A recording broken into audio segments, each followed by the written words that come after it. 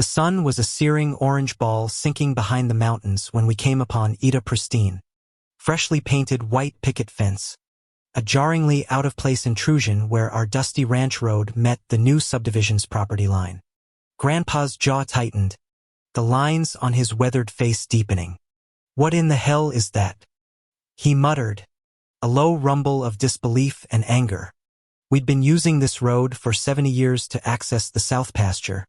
A legal right-of-way a surveyor had confirmed countless times.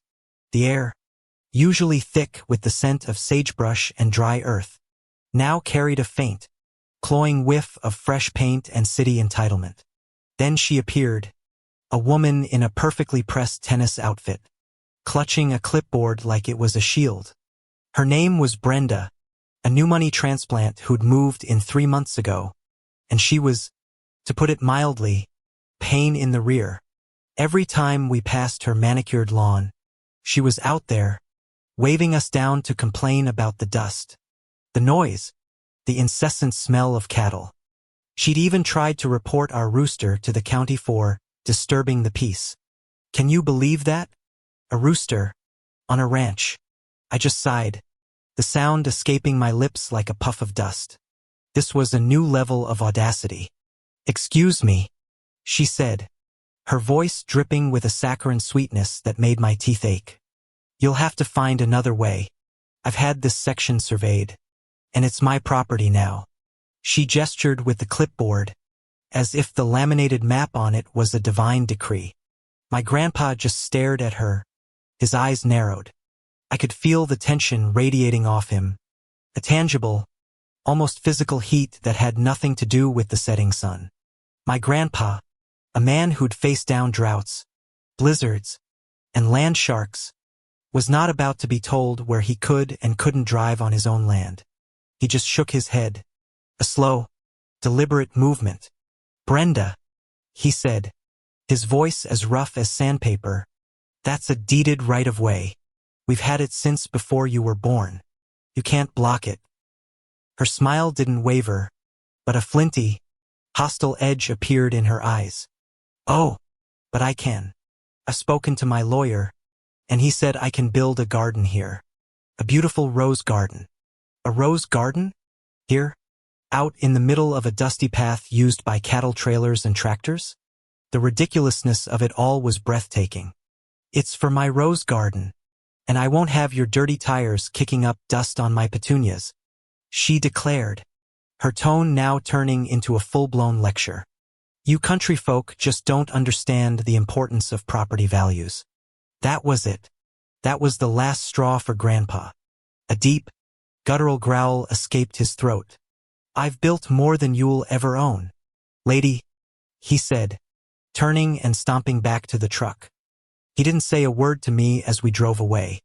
The silence was heavier than the ranch gate. Was he going to the law? Or was he going to take matters into his own hands? My stomach twisted into a knot of nervous excitement. It didn't take long to find out.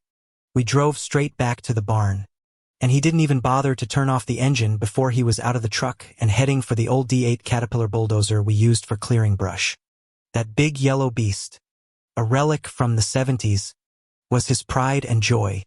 Its engine roared to life with a cough of black smoke, the low thrum of the machine vibrating through my bones. I followed on foot, my heart pounding in my ears. The sun had finally dipped below the horizon, painting the sky in fiery streaks of orange and purple. The sound of the bulldozer was a symphony of power and intent. I saw Brenda emerge from her house, her phone pressed to her ear. She was calling the cops, her face a mask of furious self-righteousness. "I'm telling you, Sheriff, he's threatening my property. He's coming at my fence with a bulldozer."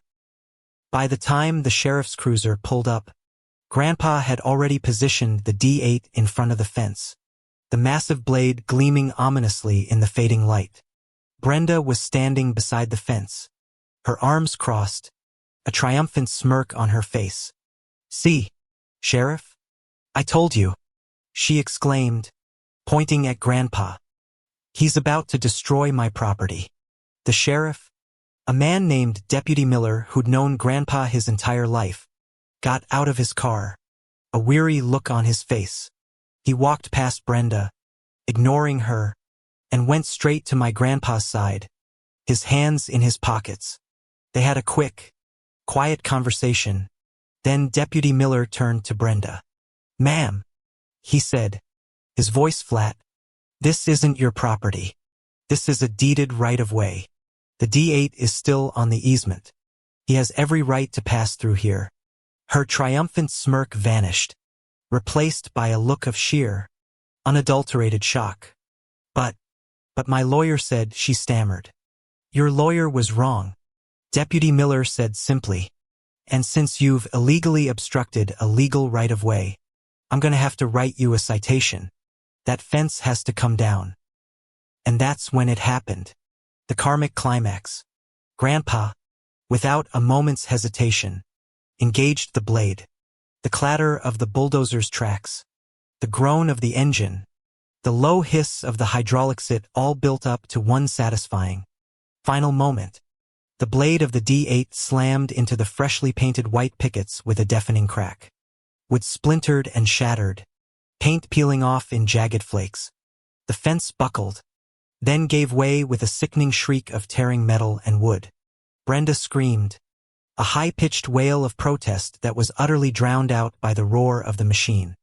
The sight of her perfect, white fence being reduced to a pile of twisted debris and shattered lumber was nothing short of glorious.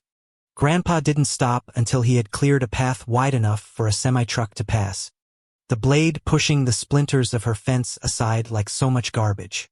He then backed up the D8, parked it on the side of the road, and just stared at the broken remains of her property line, a ghost of a smile on his lips. Brenda was left standing there, her face red with a mixture of rage and defeat, a citation in her hand, her pristine tennis outfit covered in the dust she hated so much. The universe, it seemed, has a funny way of teaching entitlement a lesson. And sometimes, that lesson comes in the form of a bulldozer.